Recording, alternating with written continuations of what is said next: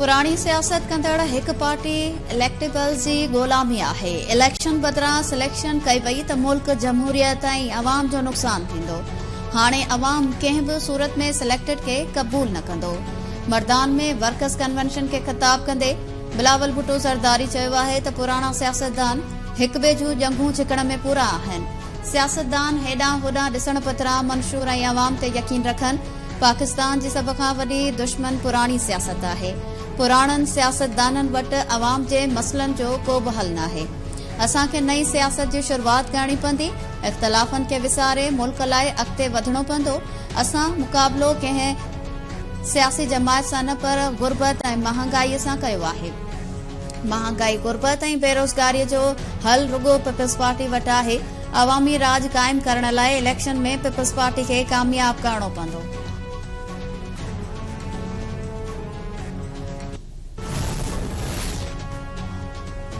Army chief general Asim Munir चयो आहे त रियासत खां सवाइ कंहिं बि इदारे या गिरोह पारां ताक़त जो इस्तेमाल या हथियार बंद कार्रवाई नाक़ाबिले क़बूल आहे। अक़लियतुनि ऐं कमज़ोर तबक़नि ख़िलाफ़ अदम बर्दाश्त ऐं इंतिहा पसंद रवैयनि जी का बि गुंजाइश नाहे। ISPR मूजिब army chief general Asim Munir सां मज़हबी आलमन GHQ हेडक्वार्टर में मुलाक़ात कई। मुलाक़ात दौरान ॻाल्हाईंदे army chief general Asim Munir चयो त कंहिं बि मज़हबी फ़िरक़े नसल परस्ती या सूबाई तअसुब खां सवाइ सभिनी पाकिस्तानियुनि जो आहे। आर्मी चीफ इंतिहा पसंदनि army chief general Asim Munir सां मज़हबी आलमन GHQ हेडक्वार्टर में मुलाक़ात। आलमन इंतिहा पसंदी दहशतगर्दी ऐं फ़िरक़ेवारियत जी मज़म्मत कई।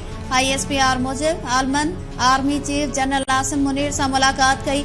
मुलाक़ात दौरान आलमन मुल्क में रवादारी अमन ऐं इस्तेकाम लाइ रियासती इदारनि ऐं सिक्योरिटी फोर्सिस जी कोशिशुनि जी वाखाण कई ऐं हिमायत जारी रखण जो अज़म वरजाईंदे चयो त इस्लाम अमन ऐं हम आहंगी जो मज़हब आहे।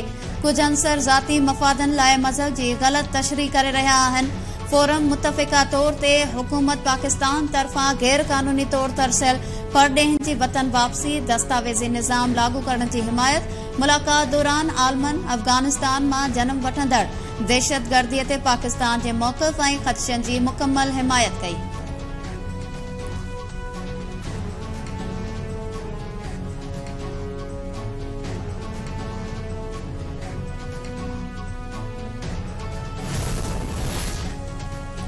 दिफ़ारी विज़ारत बाद वफ़ाक़ी सरकार ख़ैबर पख्तूनख्वा ऐं बलूचिस्तान हुकूमतुनि बि फ़ौजी अदालतुनि में आम शहरनि जो ट्रायल कलअदम करार ॾियण वारो फ़ैसिलो सुप्रीम कोर्ट में चैलेंज करे छॾियो।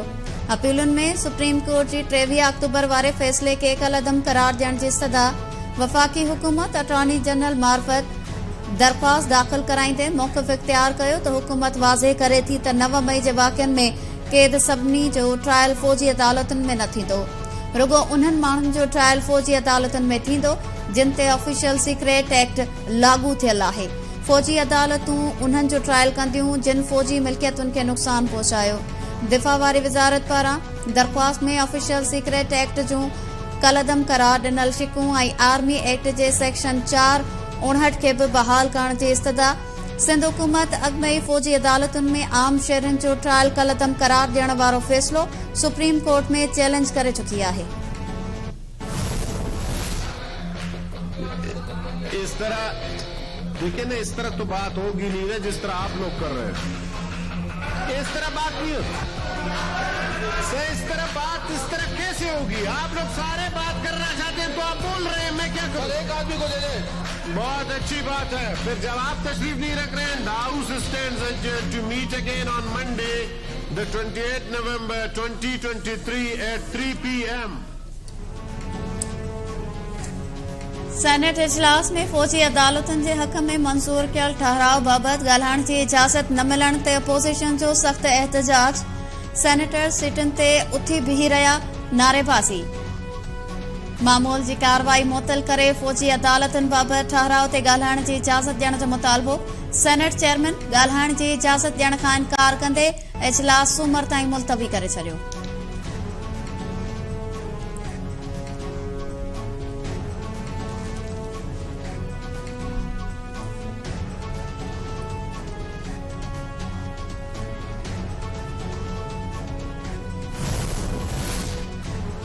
पीटीआई के मणींदड़ क़ौम जा ॾोहारी आहिनि। मुल्की हालतुनि जो ज़िम्मेवार अकेलो पीटीआई चेयरमैन न पर उनखे मणींदड़ बि आहिनि। मुआशी तबाही हादसाती तौर न पर मनसूबाबंदी सां ईंदी आहे। मौलाना फजल रहमान चयो त मुल्क ऐं अवाम खे ऊंदाही तरफ़ धिके मुआशी बहरान जे वर चाढ़ियो पियो वञे। पाकिस्तान महांगाई ऐं गुरबत जे दुबण में फासी रहियो आहे। मसइलनि जे हल लाइ गॾिजी कमु करणो पवंदो। मुल्क में इनकलाब लाइ रस्तो खोले नए नज़रिए सां नओं मुस्तक़बिल ठाहिणो पवंदो।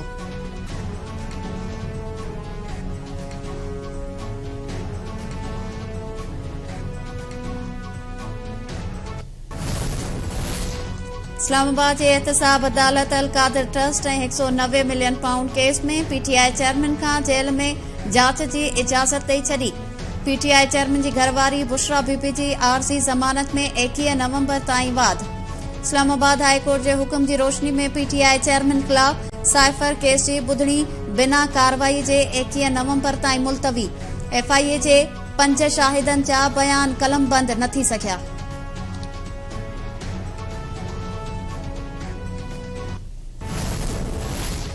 Chief justice Pakistan Qazi Faez Isa national judicial automation committee जी नई सिर जोड़ जक करे छॾी।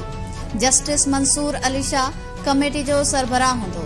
सुप्रीम कोर्ट जो जज justice Mohammad Ali Mazhar, high court जो हिकु जज ऐं वफ़ाक़ी शरई अदालत जो हिकु जज कमेटी जा मेंबर हूंदा।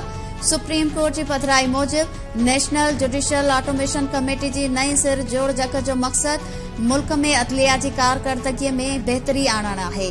कमेटी इंसाफ़ करण में बहितरी आणण ऐं केस मैनेजमेंट सिस्टम जी बहितरीअ लाइ मोबाइल एप्लीकेशन पिणु मुतारिफ़ कराईंदी।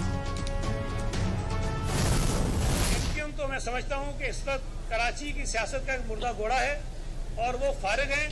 और इस बात का अंदाजा आप इस चीज से भी लगा सकते हैं कि एमक्यूएम हमेशा दावा करती थी कि हम किसी के साथ सियासी और इंतखाबी इत्तेहाद नहीं करेंगे। आज वो दर दर धक्के खा रहे हैं।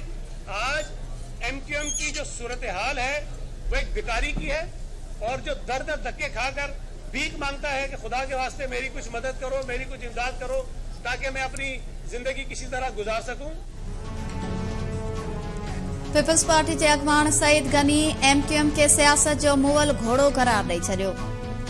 कराची में मीडिया सां ॻाल्हाईंदे सईद गनी चयो त एमक्यूएम जी सूरत हाल पेनू फ़कीर जहिड़ी थी वई आहे।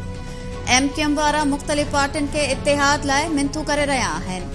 पीपल्स पार्टी कराची में मज़बूत उम्मीदवार मैदान ते लाहण लाइ कमु करे रही आहे। कंहिं बि पार्टी सां चूंड इत्तेहाद लाइ राब्तो नाहे थियो।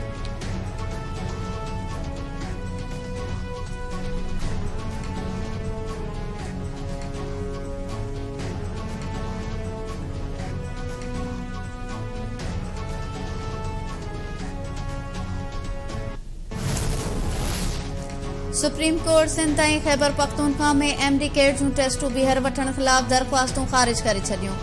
केपी ऐं सिंध में मेडिकल टेस्टूं ॿीहर वठण वारो सूबाई हुकूमतुनि जो फ़ैसिलो बरक़रार। जस्टिस यहया आफरीदी जी सरबराही में सुप्रीम कोर्ट जी 3 रुकनी बेंच दरख़्वास्तुनि ते फ़ैसिलो ॿुधायो।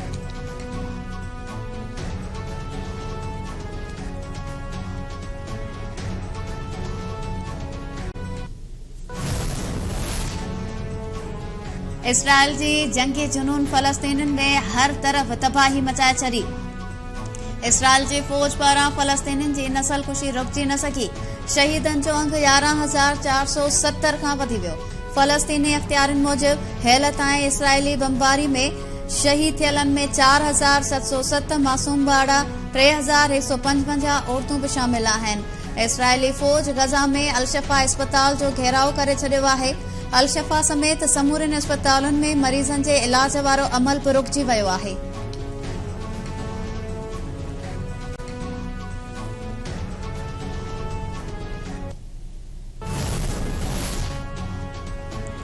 शहीद जान महर जे क़त्ल के 96 ॾींहं गुज़रण बावजूद मुख्य कातिल ऐं समूरा सहूलियतकार गिरफ़्तार न थिया। सिंध जे निगरान हुकूमत ऐं पुलिस जा सहाफ़नि ऐं शहीद जान मोहम्मद महर जे वारसनि सां कयल वाइदा वफ़ा न थिया। शहीद जान मोहम्मद महर जे कातिलनि जी गिरफ़्तारी लाइ सखर यूनियन ऑफ जर्नलिस्ट पारां 96 ॾींहं बि एहतजाजी मुज़ाहिरो। प्रेस क्लब आॾो अलामती बुख हड़ताली कैंप क़ाइम। कलम धड़िन जो चवणु आहे त शहीद सहाफ़ी जान मोहम्मद महर जा समूरा कातिल ऐं सहूलतकार गिरफ़्तार करे कानून जे कटहरे में आंदा वञनि। शहीद जे खून सां इंसाफ़ थियण ताईं एहतिजाजी तहरीक जारी रहंदी। PFU जे पारां कातिलनि जी गिरफ़्तारीअ लाइ कराची में एहतिजाजी रैली ऐं CM हाउस आॾो धाइणे जूं तयारियूं बि जारी। बर्बाद भी गरीब थिया, बुढ़ा भी गरीब, हर शे गरीबन में थी। घर वडेरन जा भरिया थी, वडेरा हुआ माना वडी मां वडी हंस करब था घर त छा, पर उन्हनि खे को बि माना मदद न करा सके। चार जायूं किरियूं पयूं लेकिन 150 का शइ न मिली आहे असांखे। बसि इहो ॾिसी त टेटूं ने छपरड़ा ने इन्हनि में गुज़ारे थो, नारे में बि हिते ई गुज़ारे थो। बचा असां सुरनि जो गुज़ारियो आहे। जिन जूं ॾोठलियूं न आहिनि, कुझु ई न उनखे मिलियूं न, हेड़ो पटोड़ो ॾिसूं था वञनि त कुझु बि नथा कनि। असांखे केॾा घर ठाहिया आहिनि, असां सॼो हार बि न सालन में गुज़ारियो आहे। टेंशन में टेंट बि हिकिड़ी मिली, कलियूं असां पुराणियूं हुयूं पाचकनि जूं, उन में वेठा आहियूं। हितां जो कुझु ॼणे खाइण ऑफिसर था खाइनि, ॿियो केरु थो खाए। असांजी भींग त इन्हनि कई आहे, इंजोज वारनि खे फुल ऑर्डर खाइण जो। इंसाननि खे 60 करोड़ मिलिया या 50 करोड़ मिलिया, हींअर त असां को बि हिकिड़ो रुपयो बि न पहुतो आहे। असांखे हिकिड़ी टेंट बि न मिली आहे या घर ठाराए ॾिना।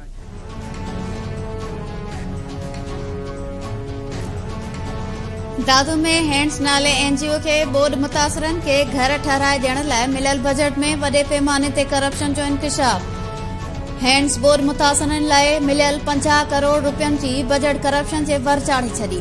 हैंड्स पारां हिक कमरे वारा ठहिरायल घर भोतारनि ऐं पासरनि जी सिफ़ारिशुनि ते मनपसंद माण्हुनि खे ॾिना विया।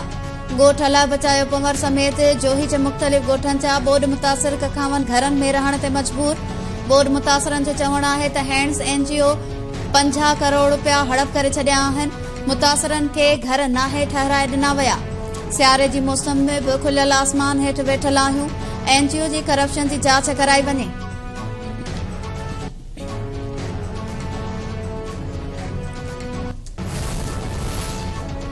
Sindh high court Karachi development authority खे बेकार इदारो करार ॾेई छॾियो। गैर कानूनी हद दख़लियूं ख़तम करण ते KDA अमलदारनि ते कावड़ जो इज़हार।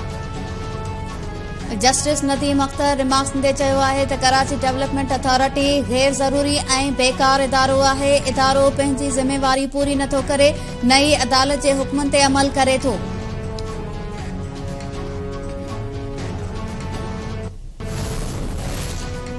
सखर बैराज जी बहाली जो कमु सुभाणे खां शुरू कयो वेंदो। बैराज इंतिज़ामिया लेटर जारी करे छॾियो। सखर बैराज खे आम ट्रैफ़िक लाइ बंदि करण जो ऐलान। सखर बैराज खे शागिर्दनि ऐं नौकरी वारनि माण्हुनि लाइ सुबुह जो 7 वॻे खां 9 वॻे ऐं मंझंदि जो 1 खां 3 वॻे ताईं खोलियो वेंदो। सखर बैराज ऐं कैनाल जी मरम्मत समेत बैराज जा समूरा दरवाज़ा तब्दील कया वेंदा। सखर ऐं गुडू बैराज जी बहालीअ लाइ आलमी बैंक खां $32 अरब कर्ज़ वरितो वियो आहे।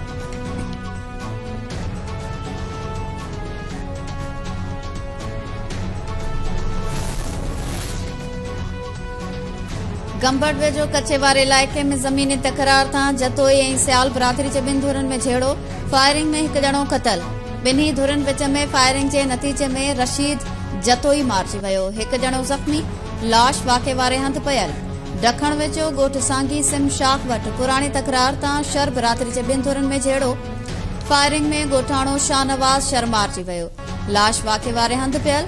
शर बिरादरी जे 2 धुरनि में पुराणे तकरार तां हेल ताईं 4 ॼणा क़तल थी चुका आहिनि।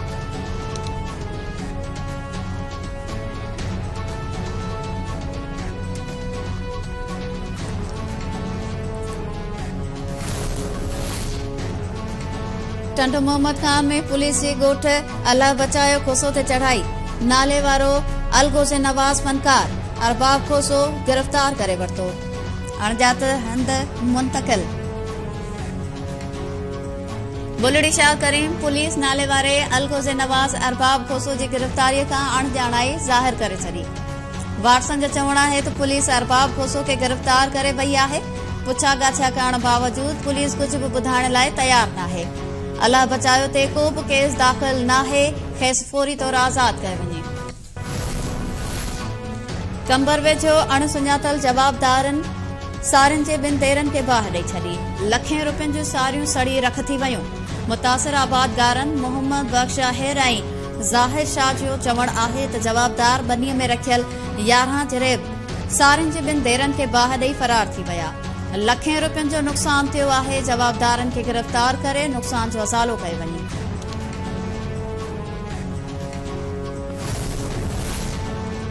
पीर जो ॻोठ वेझो रिक्शा ऐं मोटरसाइकिल में टक्कर, औरत फोत, ॿ ॼणा ज़ख़्मी। वॾा माछू स्टाफ वटि हादसे में औरत मस्मात हज़ारी महराज फोत थी वई। सुखदेव महराज ऐं रोड पार कंदड़ नीगर मुज़म्मिल मंगी ज़ख़्मी थी पिया। फोती औरत जो लाश ऐं ज़ख़्मियुनि खे अस्पताल मुंतक़िल कयो वियो। कानूनी कार्रवाई बाद मढ़ वारसनि हवाले। सामारो वेझो नारी सां संदसि वेझे माइट पारां लगातार जिंसी ॾाढाई। नारी 3 महीननि जी ॻोल्हारी बणिजी वई। मुतासिर नारी थाणे पहुची दाहींदे चयो त संदसि माइट मिठू ख़ान जिंसी ॾाढाई कंदो रहियो। कंहिंखे बि दाह ॾियण ते क़तल जूं धमकियूं ॾींदो हो। सामारो पुलिस जो चवणु आहे त नारी जी शिकायत ते खेसि मेडिकल कराइण लाइ अस्पताल मोकिलियो आहे। इल्ज़ाम हेठि आयल जवाबदार मिठू कपरी जी गिरफ़्तारीअ लाइ छापा हया पिया वञनि। मेडिकल रिपोर्ट अचण बाद केस बि दाख़िल कयो वेंदो।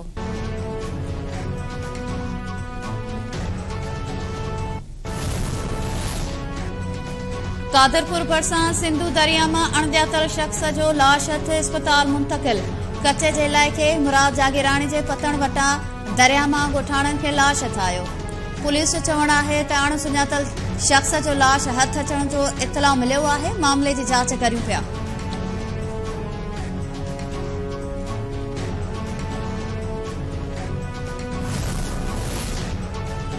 ऐं अॻूणो फास्ट बॉलर वहाब रियाज़ क़ौमी टीम जो चीफ सिलेक्टर मुक़रर।